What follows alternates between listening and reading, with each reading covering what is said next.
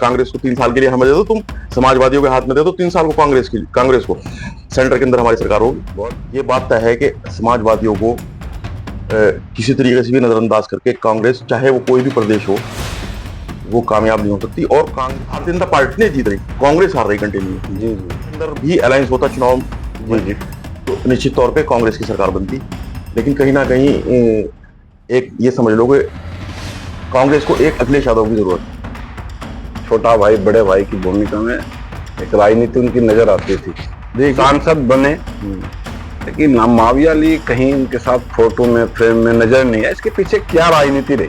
Car आप देख रहे हैं निष्पक्ष खबर। आज हम देवबंद में हैं।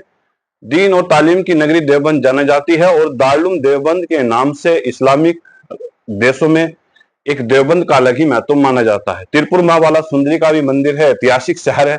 ऐतिहासिक शहर की बात अगर पूरे देश या वर्ल्ड में न मानी जाए तो फिर बात ही क्या। आज हम देवबंद पहुंचे हैं और हम समाजवादी के एक ऐसे नेता से बात करेंगे जो अखिलेश यादव के भी नजदीकी बताए जाते हैं और कहीं ना कहीं राजनीतिक क्षेत्र में काफी अच्छी पकड़ है। हमारे साथ आज विशेष वार्ता में सपा के पूर्व विधायक माविया अली जी हैं। हम माविया अली जी से बात करेंगे। विधायक जी नमस्कार, कैसे हो?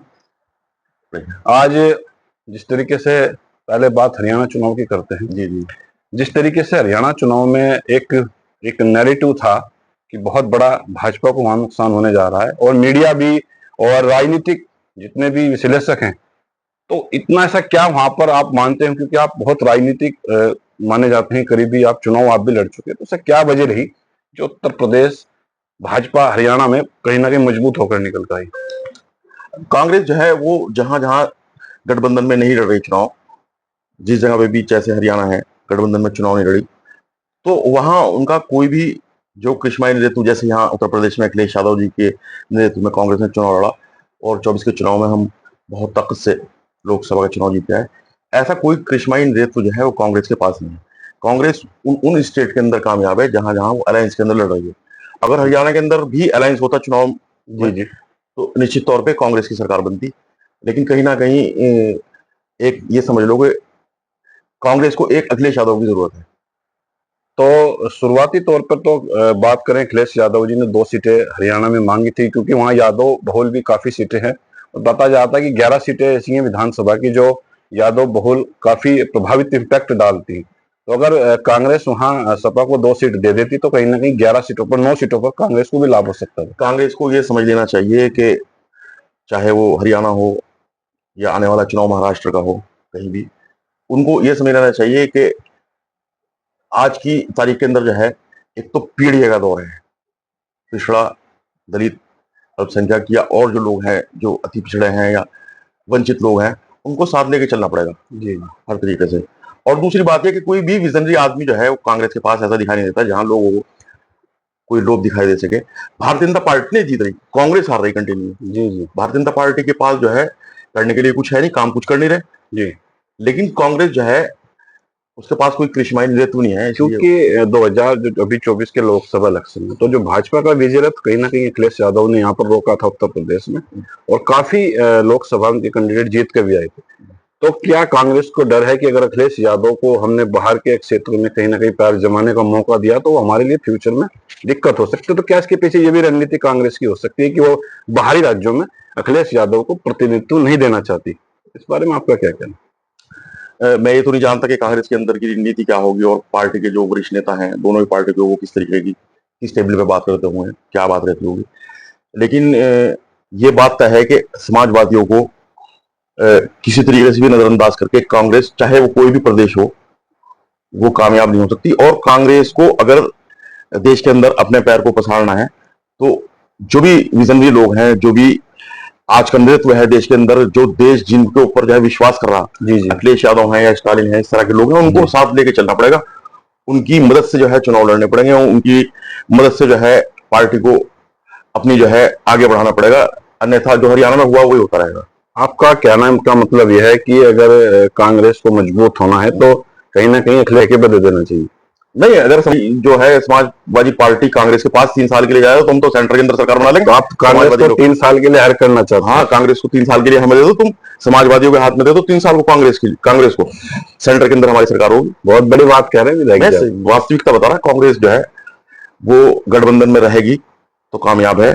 और अगर वो जिस तरीके से पहले से हमेशा 1989 से पहले जिस तरह अहंकार दिखाते रहे, अगर वो इस तरह अहंकारी बने रहेंगे तो उनका भारतीय जनता पार्टी से निर्णय मुश्किल होगा।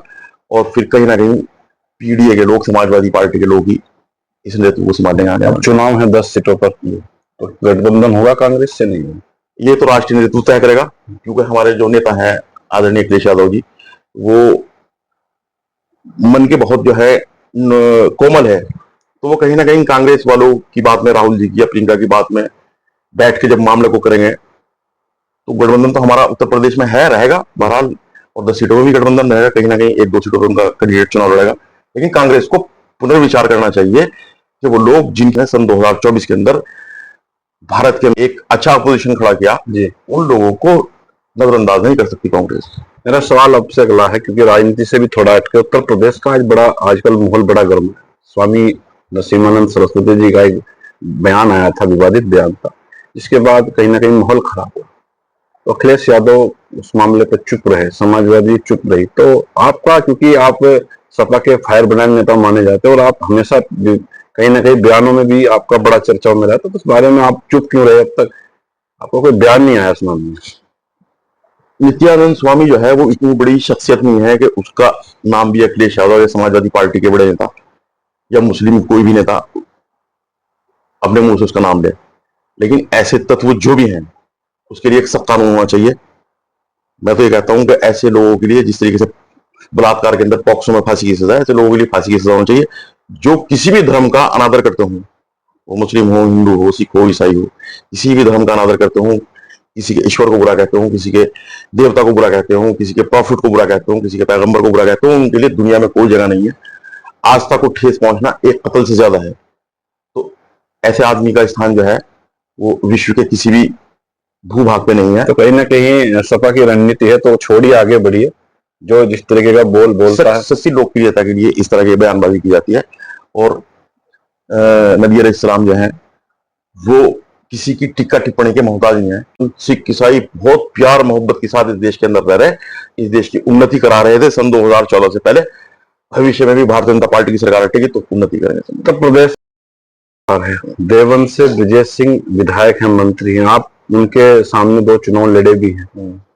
कुछ देवबंद का क्या तब्दील हुआ? 7 साल से 7.5 साल का उनका कार्यकाल भी हो चुका है। भारतीय जनता पार्टी की सरकार उत्तर प्रदेश में है और पूर्व ब्रजेश जो है वो लगातार दूसरी बार देवबंद से विधायक है। मैं एक बार उनके सामने चुनाव लड़ा, तो मुझे इस पूरे लगभग 7 साल होने जा रहा है देवबंद के अंदर मुझे विकास के स्तर पे कोई चीज दिखाई नहीं दी, लोगों का सम्मान नहीं है।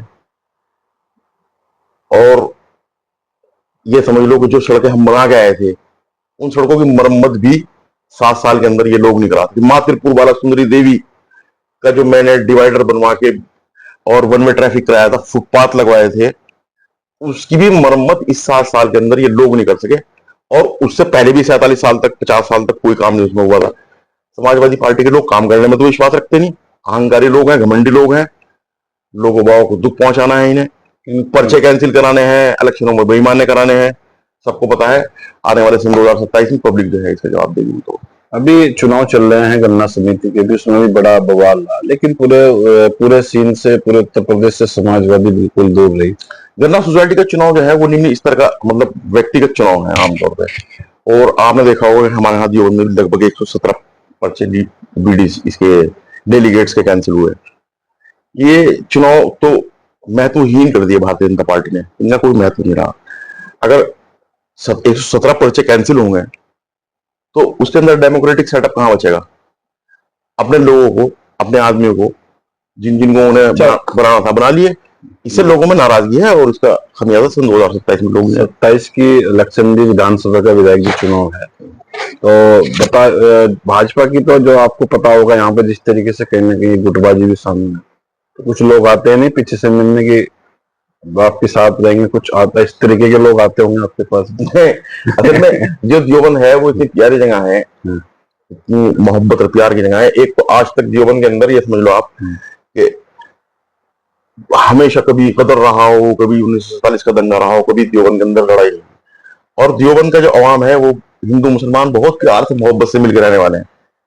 तो वो बात एक अलग है कि कोई एक माहौल बना और वोट भारतीय जनता पार्टी के पास चला गया हो, आप ये समझ लें कि कतई तौर पे मुझे ऐसा लग रहा कि अब के वेव जो है वो देवबंद के अंदर जो है हमारे फेवर में आपने बात रहेगा। घुमा दी, बात आपने घुमा दी। मेरा मानना है कि माविया अली के संपर्क बात करें, कितने संपर्क में इस टाइम बीजेपी की एक बड़ी लॉबी है।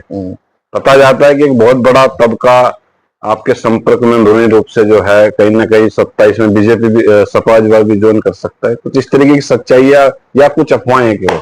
बहुत बहुत तबका नहीं, पूरे प्रदेश के अंदर समाजवादी पार्टी की लहर है, लोग बाग समझ चुके, पीड़िए का माहौल है। मैंने देवबंद पूछा आपसे। देवबंद के अंदर भी और पूरे प्रदेश के अंदर भी भारतीय जनता पार्टी से लोगों का मोह भंग हुआ, लोग बाग हमारे साथ आ रहे हैं और इंशाल्लाह सन 2027 में जो है उत्तर प्रदेश का नक्शा दूसरा होगा।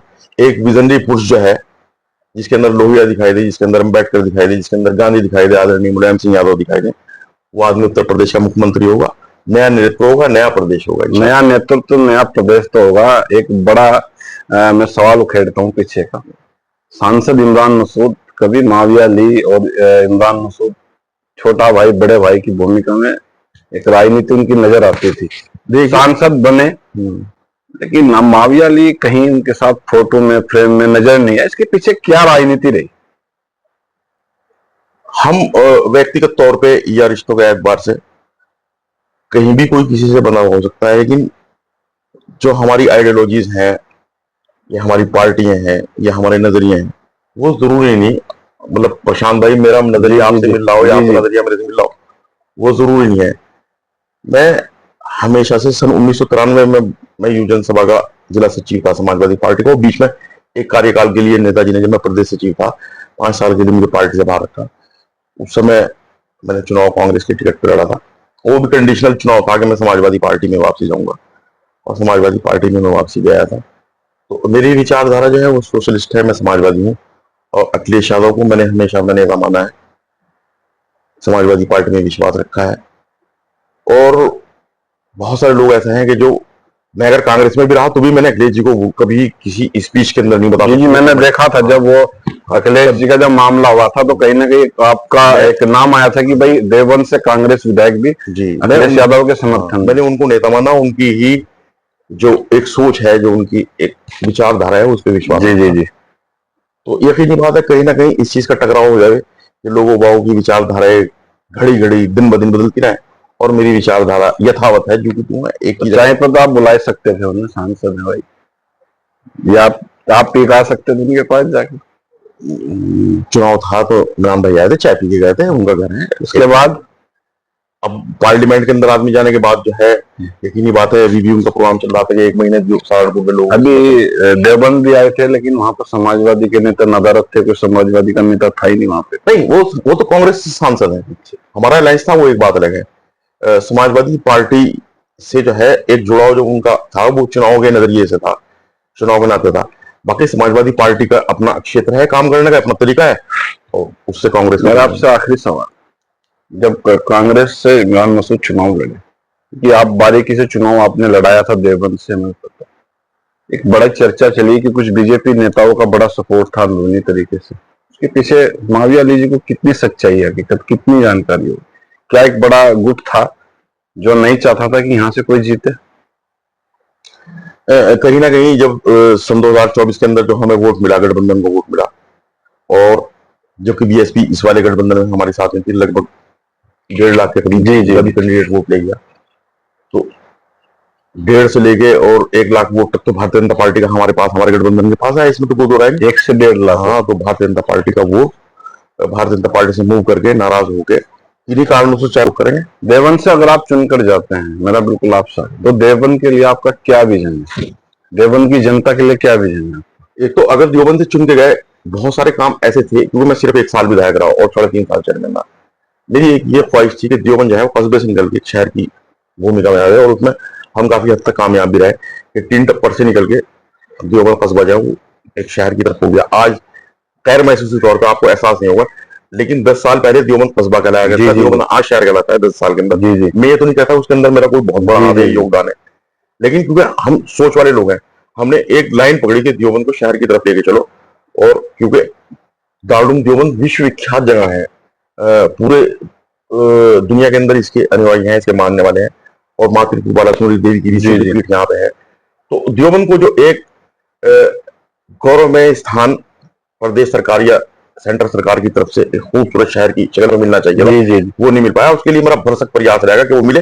और जितने भी चुनाव हो, चाहे वो गन्ना सोसाइटी के हों, नगर पालिका के हों, चाहे वो किसी समिति के चुनाव, वो इतने इंडिपेंडेंट होने चाहिए, इतना स्वस्थ लोकतंत्र होना चाहिए कि प्रशांत भाई का अगर मन ये कर रहा है मेरे पास जहाँ 100 वोट है तो भी खड़े हो और 1 वोट है तो भी खड़े हो, ये जबरदस्ती ज्यादती लोगों को दबाना, ये सत्ता का केंद्रीकरण है। और हमारा जो संविधान है वो सत्ता का विकेंद्रीकरण करने हो गया, केंद्रीकरण करने के लिए नहीं कहती। तो बहुत बहुत धन्यवाद विधायक जी। और आप हमारे पीछे देख सकते हैं दारुल एक रशीदिया मस्जिद का भी आप विजुअल देख सकते हैं, और बहुत ही नजदीक विधायक जी आपसे दारुल होगा, और यहाँ का एक मैसेज भी पूरे वर्ल्ड के अंदर जाता है। तो आप क्या मैसेज आज भेज रहे हैं अखिलेश जी को यहाँ से देवबंद से?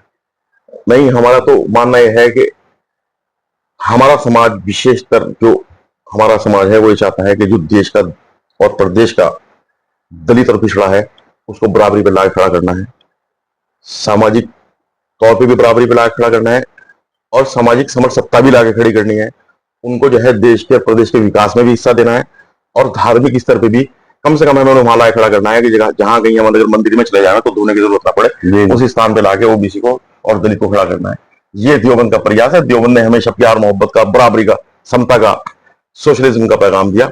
देवबंद यही पैगाम देता है। तो धन्यवाद विधायक जी, आपका आपने हमें समय दिया और बहुत अच्छी बात आपने यहाँ से भेजी।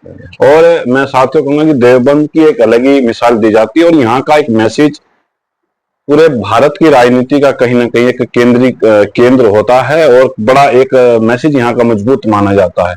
तो हमारे साथ आज सपा के पूर्व विधायक माविया अली थे, जिन्होंने अपनी बेबाकी से बात रखी और हर सवाल का बड़ी निष्पक्षता और पारदर्शिता के साथ जवाब दिया।